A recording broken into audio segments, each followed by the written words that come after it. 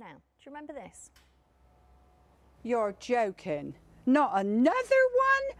Oh, for God's sake, I can't stand this.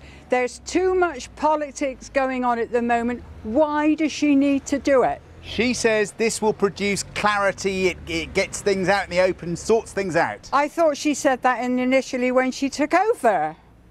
Oh, you've got to love Brenda. Brenda in Bristol, that was her reaction when the election was called. And today, can you believe it? It's a year to the day since that snap general election saw the Conservative Party lose its majority in the Commons. Well, Theresa May was able to hold on to power, of course, with the support of the Northern Irish Democratic Unionist Party, but was dramatically weakened as a result. Well, a year on, the defining issue of Theresa May's premiership has, of course, been Brexit. Well, another turbulent day in Westminster yesterday ended with the publication of the so-called backstop proposal, setting out a plan for how the UK will trade with the EU after Brexit if no other agreement can be reached.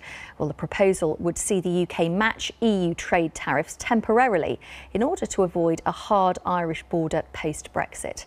Well, the UK voted to leave the EU in 2016, of course, and is negotiating the terms on which it will leave the bloc. Well, we're joined now by two political insiders to take a look back on the last year politically and help us understand where on earth we're going with the Brexit negotiations. From the Financial Times, we have Sebastian Payne. We can also speak to the former Labour Party advisor and political commentator, Aisha Hazarika. Thank you both for coming in. First of all, Boris Johnson, the Foreign Secretary's comments, which have been secretly recorded and released overnight by BuzzFeed. Are either of you surprised by what he said? Not in the slightest. Not at all. Boris being Boris, you know, that really what he said there is what we all know. He thinks Brexit is not going the way he wants it. He'd rather it was going in a much tougher direction. He'd probably be quite happy if we'd walked out of talks right now and we're just going towards a no-deal exit from the EU. And he clearly does feel he should be the man in charge. You know, everything we saw in these leaked recordings about the Treasury and how they're acting and how Theresa May should be more like Donald Trump. You know, Boris can obviously see a bit of himself in that there too, but in normal circumstances he would be sacked by now. I can't think of the number of times over the past year Boris has broken cabinet collective responsibility and should have left the government, but he seems to be totally unsackable. And the reason for that is because Theresa May is so weak. She is incredibly fragile. She has no power base, and she's really there because of Brexit, because there's no contender for the Conservative Party that wants to come in right now when Brexit's such a poison chalice. And if we look back to her very, very misfortunate conference speech where she had that coughing fit and there was somebody who sabotaged it. It was all a sort of disaster from start to finish. Letters falling off behind her. I mean, literally, it was like something out of a Thick of It sketch. But interestingly, Boris Johnson, even before that conference speech, again, you know, tried to go across her. He pre-released sort of what he would have done in Brexit. And Sebastian's absolutely right. You know, it's Operation Boris. Boris is on manoeuvres, and he knew exactly what he was doing. Whether you're a special advisor in politics, whether you're a senior backbencher, and definitely if you're a cabinet member, there is no such thing as off the record. And when you go into a speech or even a private coffee with a journalist, you know that all your words can be leaked, and so he knew exactly what he was doing. Chris Mason was saying earlier on, our political correspondent, that he spoke to Liam Fox yesterday, the International Trade Secretary, who said he had threatened to resign to the Prime Minister. Also, we know, of course, the Brexit Secretary, David Davis, had threatened to resign unless they both got their own way. How weak is Theresa May at the moment? Incredibly, I just think, you know, the Prime Minister, she reminds me of a ping pong ball on top of a water faucet, that she's there, but she never quite goes away, but she could tip over at any moment.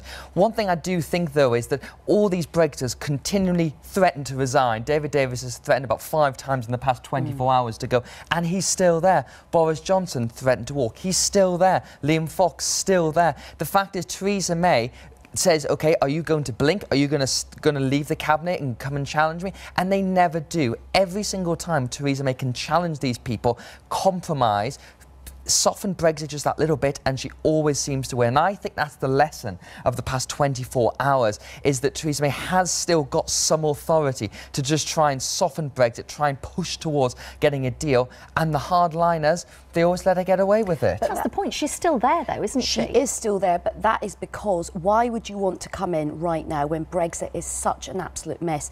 And one of the problems that the Conservative Party has, even though they have no love or affection for Theresa May, they have not settled on who her successor would be. That is, there's a great battle, and a great battle when she goes, and I suspect she will go after we have some kind of deal on Brexit. Next summer, I think it is. To give her successor time to bed in ahead of a general election against Labour and Jeremy Corbyn. But the problem is the Conservative Party, a bit like the Labour Party had after Ed Miliband left, there will be a battle for the heart and the ideology of the Conservative Party. The modernisers, the Anna Soubrys, the Nicky Morgans, the more kind of socially liberal Conservatives, and the more traditional fiscal and sort of emotional Conservatives as well, the Jacob Rees-Moggs. So there is a big showdown coming up in the Conservative Party. And Seb's right, in a way, the fact that they don't have a successor, the fact that they know if they toppled her now, that could trigger an early general election which could deliver a Jeremy Corbyn-led government. That means that they can noise off, but actually going over the edge, it's quite a big act. That's a big act against not just the Conservative Party, but the country as well. What's been achieved in the last year? Nothing. It's been a totally wasted year. Domestically, Brexit, this government has done absolutely nothing. All that the debates we're having now about the customs union, we knew all this last year. We knew this the day we left the EU. I think it's absolutely appalling how little has been done. Domestic legislation, tell me what's been achieved. Yes, the economy is still growing. It's on the road, but on housing, nothing. You know, after Grenfell, what's been done?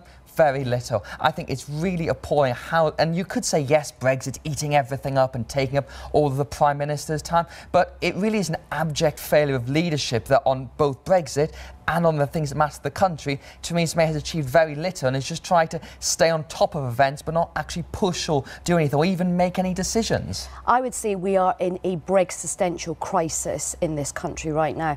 And even though we are all very seized of the, the everyday politics, who's up, who's down, who's threatening to resign, there were big unresolved questions. Just this week I was at a conference where people from the science sector, nuclear, pharmaceutical, aviation, and these are not party political people, they're happy to go with whatever the government decides, but they were just saying the uncertainty is doing so much damage to business. They don't know what's happening in terms of what to plan for their future businesses. They've got an issue with skills, how they're going to get the skilled workers here. There are so many big unresolved questions. Meanwhile, we've got this ongoing crisis with the NHS. We don't have enough GPs, nurses. I do feel that Britain is in a very, very big, deep crisis at the moment. Brexit is sucking up all the bandwidth of political commentators such as Sebastian and myself. It's sucking up all the time of civil servants, of special advisors, of government ministers, of the Prime Minister. And we're stuck. We're not moving one way or the other. Politics is in stalemate right now. I think Aisha's right. I think one thing we have discovered about Theresa May over the past year, her character is actually very strong. That if you look at all these challenges, all these threats, she could have walked away at any moment. After that conference speech, which you mentioned, which was the most painful hour of my life over the past year. And no one would have blamed her if she'd gone then. Totally. But she did stay. She does have a great public service ethic of saying, look, I've got to get my party and my country this really difficult period. But the problem that I have is she just can't make decisions. That, on these crucial questions about the NHS and what have you, it's fudging and fudging and fudging it over and over again to avoid confrontation because she doesn't want to tip her party over. Now, it's a good survival strategy. It's kept her in place. But as you said, Aisha, I think it's really bad for the country when we face these things. I think one thing that is coming up in early July is the 70th anniversary of the NHS. That's going to be a really big moment where the Prime Minister has got an opportunity to say,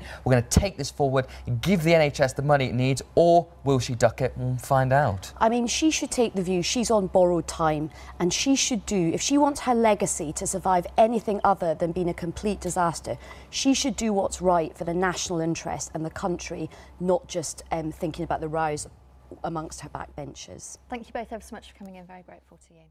We will make America great again.